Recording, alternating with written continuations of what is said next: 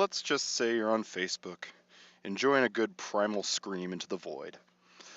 You post one of your trademark rants. This time it's some thoughtless outburst about vegetarians.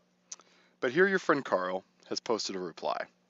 Carl is that guy who is always first to post a Snopes article to debunk your post when it wasn't all that well researched. This time, recognizing that your screams into the void are really just attempts to connect and be heard made in vain, he replies with a post to ArguAtlas in hopes that it will soothe you. Let's see where it goes. We are taken to an argument very similar, if less inflammatory, than your own. This is the standard ArguAtlas mobile interface. The black area in the center contains the argument at hand. At the top of this section is a unique identifier and a place to toggle through different cohorts. Tags are down at the bottom. In the main body, you have the most popular phrasing of the argument according to the cohort, and then an explication link to whatever it believes to be the best content, article, video, clip, study, whatever, to drive the opponent home. Finally, you have the option to either accept or reject this argument, the first step to adding your own unique voice to the fray. Before we accept this argument that we are clearly favoring from the get-go, we're going to do a little due diligence, just to make sure we are as right as we think we are. You can swipe down to see the arguments in the because, or up for the arguments that follow in the so. But let's start by swiping left to take a look at the rebuttals. Here we have all the arguments to reject, ordered by the weight collectively given by the opposition in this cohort. If you want to see the full list and the weights given to each, there's a link at the bottom. Just the arguments with the most statistically significant weighting are displayed initially. We don't see much here to pique further interest, so let's move on. We're still leaning towards accept, but let's check because. Swipe down. Here we see the vast majority of the cohort that accepts this argument put their weight in the first argument listed, that meat was essential to our evolution. But for us, this is a little surprising. We always heard that our canines were the clearest sign of our meat-eating birthright. It is on the list, but why only 2% weight? We would have thought much more. Let's follow that one to learn more. That takes us to a new argument page, the same interface, this time for the teeth argument. Now let's check its rebuttal. Alright, let's see what they have to say. Oh. It actually looks like these are pretty good reasons to reject. Huh. Well, I guess canines meaning meat eater may have just been a myth. But let's be sure. To double check that there aren't any massively compelling reasons to accept just as good as all those reasons to reject, let's swipe down on the because section. Well, that seems true, but that does nothing to support our teeth actually telling us anything about our diet. Swipe back. I think we gotta reject this argument. Oh yeah, big time. Hardly anyone in this cohort thinks this anymore. See, once I accept or reject an argument, you see what percentage of the cohort also accepts or rejects the argument. And I also have new privileges as someone who has taken a position. I can add my own weight to the rebuttals I think most clearly delegitimize this argument. But let's leave this weak argument alone for now and see if we can find some surer footing. Back on the meat being natural argument, we see why 70% of the other advocates put their weight on the first argument, that meat was essential to our evolution. We could follow that argument as well to verify, as we did before, but let's just keep moving. We're going to go ahead and accept this for now. Again, we have taken a position, so now we have access to new abilities to shape the argument.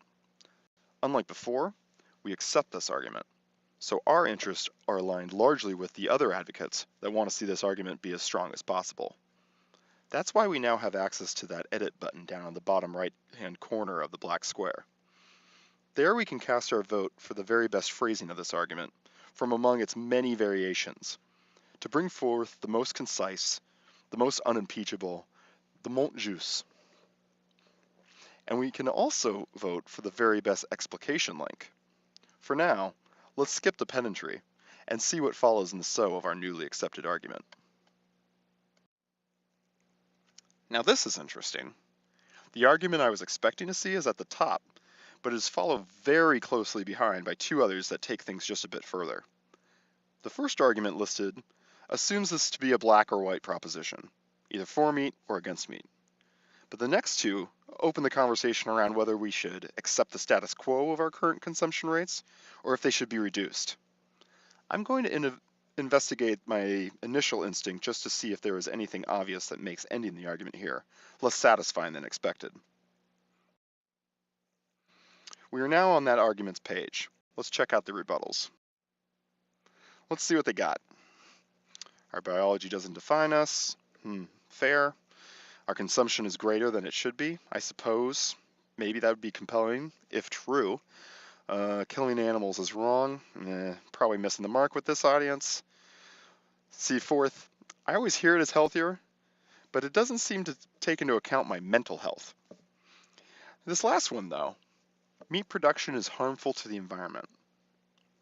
We are deeply concerned about climate change and our impact on the environment, but have never heard meat production playing a role in this issue. Let's check that one out. I want to see what the case is to be made here, so I'm going to jump right into the explication this time. So we take a few minutes to read the article and we are converts! After reading the evidence presented in the article, we are shocked to learn how damaging meat production is, and a little embarrassed we were so unaware. We may not fully be ready to give up meat, it is just too delicious and our willpower sucks, but we definitely see the need to make a change. Any good rebuttals at all? No. So accept this. Now back to the argument I came from, and now reject that. Now let's exercise our right to weigh in on the rebuttals. Click on the newly accessible Weigh In button at the bottom. When you weigh in, you can scroll through the whole list of arguments ordered by the cohort's weighting, but we have the chance now to weight it how we feel makes the most sense. If an argument you want to make is not currently associated, you can add new. But all the arguments we need are already here. Let's get more eyes on this ecological disaster right under our noses. From our perspective, most of these arguments pale in comparison to this newly discovered ecological issue. So I'm going to give that the bulk of our weighting, saving a little for the first argument because we think that is still a good point too. And submit.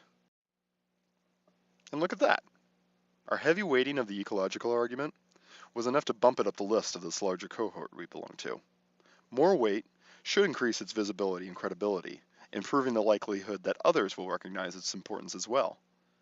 Now, if I wanted, I can always review my personal weighting by changing the cohort view to just me. This is how we can return to this perspective whenever we want to, in case it needs to be adjusted. Who knows? Maybe after more exploration we'll come around on the ethics of killing animals also. Let's get back to the main cohort and keep shaping. Now, back to the main view, and back to the argument we came from. And we still accept this, but we have some different thinking around what it means. So let's weigh in on the so's. Click the bottom. We no longer think you should stop at just being okay with meat in your diet. Even if you like meat, you should recognize the value in reducing consumption. So we give all our weight to the second argument. And submit. And luckily enough, once again, our backing for reduction was enough to now make our preferred argument rank first in this cohort. Let's pause there. Consider what we accomplished in the course of just 10 minutes, including the time it took us to read that outside explication article. We were exposed to over 20 unique arguments. We helped to shape the dialogue by taking a position on 3 of them and redistributing some of the weight around more than 10. Not to mention the fact that we learned enough for our thinking to evolve and for us to be more confident in our adjusted position. This is a hypothetical, but imagine what would happen if we scaled up. Say the average ArguAtlas user spent an hour on the platform over just the course of a week. Now imagine 10,000 users. In just a week, those 10,000 people could collectively be exposed to over 1.5 million arguments. They would take positions on some 180,000 of them and weigh in on over 600,000. Imagine what we would learn as that dialogue out of that takes shape. Even in such a very short time, with a relatively small set of users, the data set would be massive.